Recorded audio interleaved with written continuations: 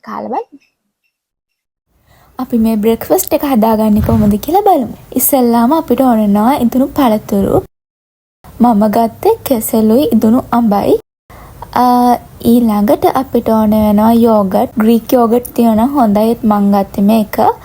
ඒ වගේම chia seed අනිවාර්යෙන් ඕනි. මම මේක කිල්ස් එකෙන් ගත්තේ. ඒ වගේම fresh milk.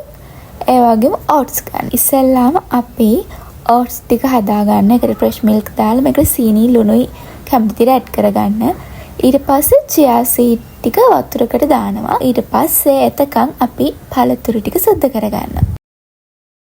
මේ තියෙන්නේ මම බෝල් එකකට මං හදාගත්ත oats වගේම පළතුරු ටික ඇඩ් කරලා තියෙන විදිය. ඊට පස්සේ අපි මේකට යෝගට් සාමාන්‍යයෙන් ටිකක් වැඩිපුර ඇඩ් කරගන්න ඕනේ.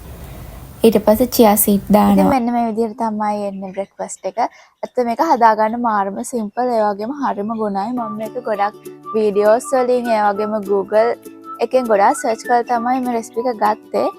ඇත්තට මේක ගොඩක් ගුණයි ඒ වගේම මේක රසයි. ඔයාලට මේක ගෙදරදීම හදාගන්න try කරන්න පුළුවන්. ආයි වීඩියෝ එකෙන් හම්බ වෙනකම් bye.